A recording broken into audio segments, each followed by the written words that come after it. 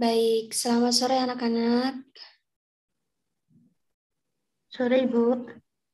Sore, Bu. Ya, sebelumnya Assalamualaikum warahmatullahi wabarakatuh. Waalaikumsalam warahmatullahi wabarakatuh. Bagaimana kabar anak-anak semua? Baik, Sehat, Bu. Bu. Alhamdulillah. Alhamdulillah, semua sehat ya, nggak ada yang lagi sakit. Sehat, Bu. Alhamdulillah, oke baik. Untuk mengawali pembelajaran kita pada sore hari ini, marilah kita buka dengan berdoa bersama-sama. Berdoa dipersilahkan.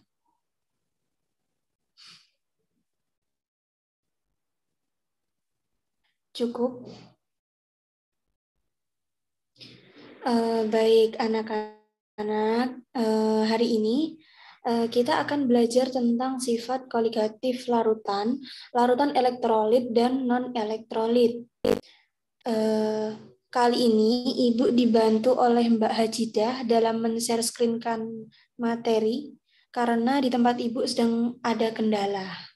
Seperti itu. Nah, mungkin bisa dilanjutkan Mbak Hajidah.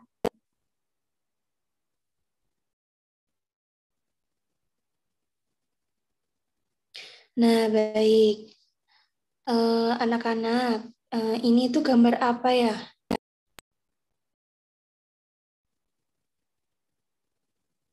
Gambar laut, Ibu.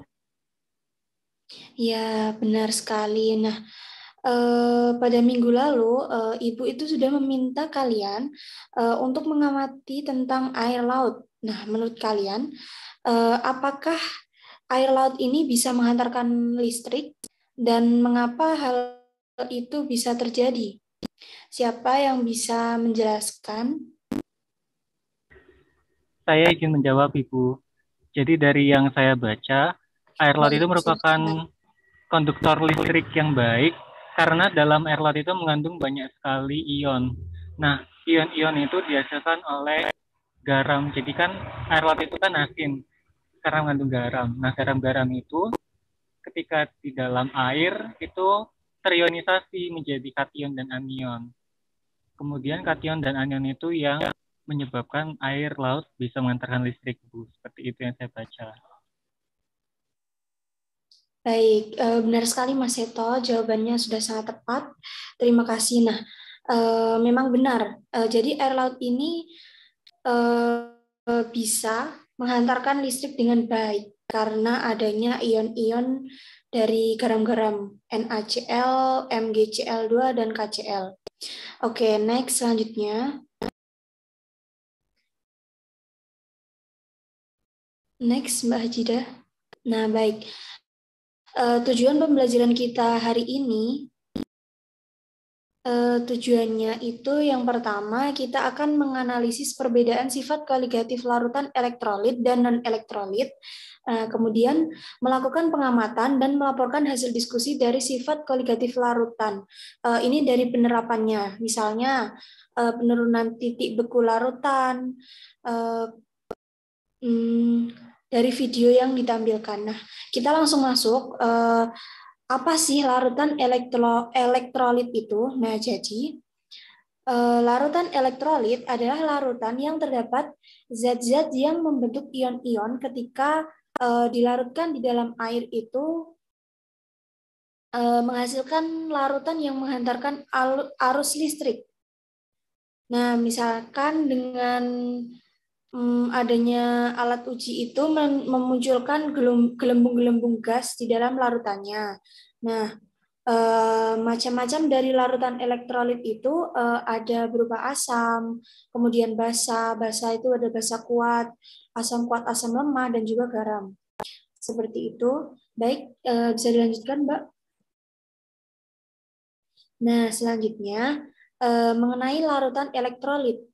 Nah, jadi larutan non-elektrolit ini merupakan larutan yang terdapat zat-zat yang berupa molekul yang ketika dilarutkan di dalam air itu, airnya akan menghasilkan larutan yang tidak dapat menghantarkan arus listrik. Nah, dengan memberikan gejala biasanya itu tidak adanya gelembung di dalam larutan atau lampu dari uji coba itu tidak menyala seperti itu. Oke, bisa dilanjutkan. Nah, selanjutnya mengenai sifat koligatif larutan elektrolit dan non-elektrolit. Nah, sifat koligatif larutan ini adalah sifat larutan yang tidak bergantung pada jenis zat terlarut, tetapi bergantung pada banyaknya jumlah partikel zat terlarut di dalam larutan. Seperti itu. Apakah ada yang mau ditanyakan, anak-anak?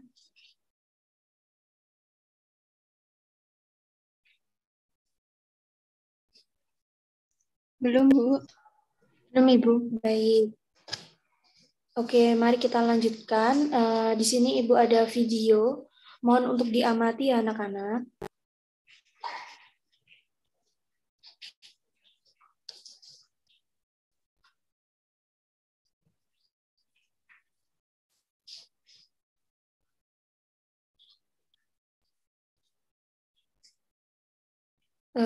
Maaf Mbak Hajidah, videonya belum terdapat suara.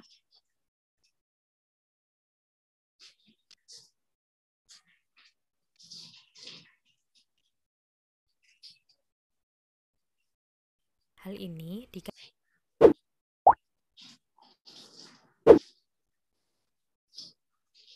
salah satu contoh aplikasi penurunan tekanan uap larutan adalah fenomena laut mati.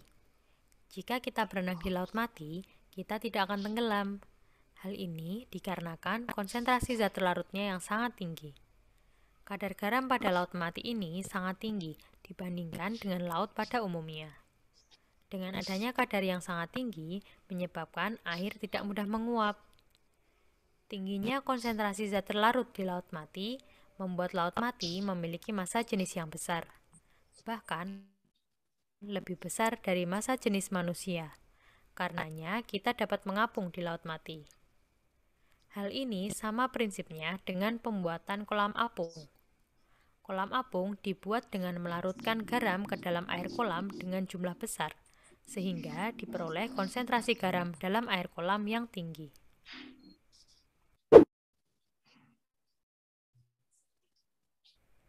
Salah satu penerapan sifat koligatif tentang kenaikan titik didih dapat kita temui pada proses destilasi. Destilasi atau penyulingan adalah suatu metode pemisahan bahan kimia berdasarkan perbedaan kecepatan atau kemudahan menguap bahan. Dalam penyulingan, campuran zat dididihkan sehingga menguap, dan uap ini kemudian didinginkan kembali ke dalam bentuk cairan. Zat yang memiliki titik didih lebih rendah akan menguap lebih dahulu.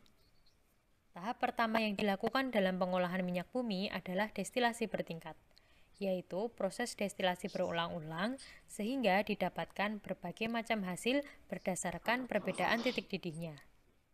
Hasil dari penyulingan minyak bumi ini salah satunya adalah bahan bakar yang kita gunakan sehari-hari seperti bensin, diesel, parafin, dan lain sebagainya.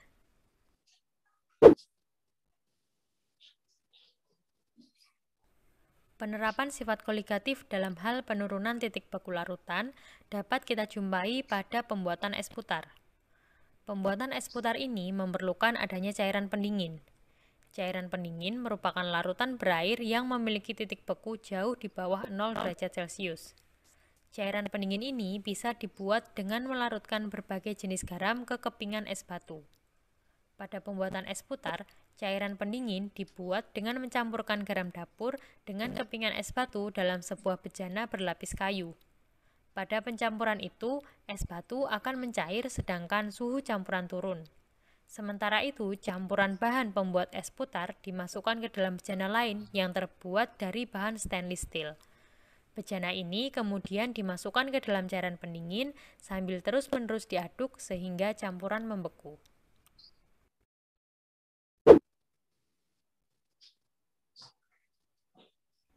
Penerapan sifat koligatif selanjutnya adalah mengenai tekanan osmotik. Penduduk di daerah pesisir atau pulau kecil rawan mengalami kekurangan air tawar. Hal ini mendorong pengembangan teknologi untuk mengubah air laut menjadi air tawar yang dapat dikonsumsi. Salah satu teknologi pengolahan air asin atau air payau menjadi air tawar adalah dengan sistem osmosis balik. Osmosis balik merupakan suatu metode penyaringan yang dapat menyaring berbagai molekul besar dan ion-ion dari suatu larutan dengan cara memberi tekanan pada larutan ketika larutan itu berada di salah satu sisi membran seleksi. Osmosis balik terjadi jika kepada larutan diberi tekanan yang lebih besar dari tekanan osmotiknya. Osmosis balik ini digunakan untuk membuat air murni yang berasal dari air laut, dengan memberi tekanan pada permukaan air laut yang lebih besar daripada tekanan osmotiknya. Air dipaksa untuk berpindah dari air asin ke dalam air murni melalui suatu membran yang dapat dilewati oleh air, tetapi tidak untuk ion-ion dalam air laut. Sekian contoh penerapan sifat koligatif larutan dalam kehidupan sehari-hari. Semoga bermanfaat. Nah, baik. Dari video ini sudah diberikan contoh dari penerapan sifat koligatif larutan dalam kehidupan sehari-hari. Nah, namun untuk menambah pengetahuan kalian, sekarang akan Ibu bagi menjadi 3 kelompok untuk mencari penerapan sifat koligatif larutan yang lain daripada video tersebut. Ibu beri waktu 7 menit dengan pembagian kelompok. Yang pertama, kelompoknya Biba dengan Riza dan juga Rizky, kemudian kelompok Mbak Afi dan Seto, selanjutnya kelompok Hajidah dengan Anissa. Apakah ada yang ingin ditanyakan anak-anak? Sudah jelas, Ibu. Baik. Nah, mungkin bisa langsung pada kelompok 1, kelompoknya Biba. Siapa yang ingin melaporkan hasil diskusinya? Mungkin saya boleh, Ibu. Ya, baik, silakan. Baik, berdasarkan diskusi dengan Mbak Riza dan juga Mbak Rizky, kami mengambil contohnya itu penggunaan etilen glikol untuk campuran anti beku pada bahan bakar, Ibu. Nah, etilen glikol itu memiliki nama IUPAC, yaitu etena 1,2 diol, yaitu merupakan senyawa organik dengan rumus kimianya CH2OH 2 kali. Hal ini terutama digunakan untuk campuran anti beku pada bahan bakar, kemudian juga untuk mencegah pembekuan cairan pada kondisi dingin seperti pada cuaca bersalju. Kemudian penggunaan penurunan titik beku dari campuran etilen glikol dan air juga dapat dijelaskan sebagai sifat koligatif dari larutan. Dalam sifat koligatif larutan tersebut, suhu di mana cairan membeku yaitu titik beku atau mendidih yaitu titik didih akan berubah saat senyawa lain ditambahkan pada zat larut tersebut. Mungkin sekian Ibu yang dapat kami sampaikan dari kelompok 1. Terima kasih. Baik, sudah sangat bagus hasil dari kelompok 1. Nah, selanjutnya mungkin kelompok 2 atau kelompok 3 terlebih dahulu yang akan melaporkan. Kami persilahkan. Dari kelompok 2 dulu ya, Ibu. Oke, baik. Ya, berdasarkan diskusi kelompok 2, ini kami memperoleh penerapan yang lain itu ada di cuci darah pada penderita gagal ginjal. Nah, cuci darah itu adalah terapi yang harus dilakukan oleh penderita gagal ginjal. Kenapa? Karena kalau gagal ginjal itu kan berarti ginjalnya rusak, sehingga darah yang mengalir di tubuh itu bukan darah bersih, tetapi darah yang mengandung kotoran. Kemudian prinsipnya bagaimana? Itu prinsipnya adalah darah itu harus disalurkan melalui mesin dialisis atau mesin pencuci darah ini melalui membran semi permeabel. Kemudian dari membran tersebut maka kotoran-kotoran yang ada di darah ini akan keluar dari darah atau tersaring melalui membrana semi permeabel itu, dan kemudian darah menjadi bersih dan dialurkan lagi ke dalam tubuh. Gitu, Bu. Baik, Mbak Afi, sangat baik dari kelompok 2 juga. Berarti yang terakhir dari kelompok 3. Ya, baik. Terima kasih Ibu atas kesempatannya. Jadi saya akan memaparkan hasil diskusi saya bersama Anissa tadi, yaitu kami menggunakan garam untuk mengusir siput, cacing, dan lintah. Jadi itu topik diskusi kami tadi, yang mana hewan siput, cacing, dan lintah memiliki kulit yang dapat dilalui dengan mudah oleh air ya. Akibatnya, ketika kulit berada dalam kondisi kadar air yang rendah, misalnya saat terkena garam, air dan dalam sel-sel tubuh akan keluar melalui osmosis. Nah, ini dapat membunuh siput, cacing, dan lintah ini. Nah, fenomena ini dimanfaatkan untuk mengusir dan menghalau siput, cacing, dan lintah dengan menggunakan garam dapur. Itu diskusi dari saya dan Anissa, Ibu. Baik, terima kasih. Nah, oke. Ibu kira kalian sudah paham apakah penerapan dari sifat kualitatif larutan ini, dan memang ada banyak sekali di kehidupan kita ya anak-anak. Nah, selanjutnya Ibu akan mengirimkan evaluasi pembelajaran hari ini melalui link Google Form yang akan Ibu kirimkan melalui grup kelas ya anak-anak. Nah, untuk mengerjakannya nanti kalian bisa mengerjakan dalam waktu 24 jam dan bisa diulangi 2 kali ya anak-anak, dan dengan tipe soal pilihan ganda. Jadi kalian bisa mencoba 2 kali dan yang akan Ibu gunakan nilainya adalah nilai yang terbaik. Dan mungkin terima kasih atas partisipasi kalian semua. Siapa yang ingin menyimpulkan dari pembelajaran hari ini anak-anak? Saya, Bu. Oke, baik, silahkan. Pembelajaran hari ini itu kita bisa membedakan sifat koligatif larutan elektrolit dan larutan non-elektrolit, serta kita bisa mengetahui penerapan dari sifat koligatif larutan elektrolit dan non-elektrolit dalam kehidupan sehari-hari. Oke, benar sekali Mbak Riza. Terima kasih telah memberikan kesimpulan pembelajaran kita pada hari ini.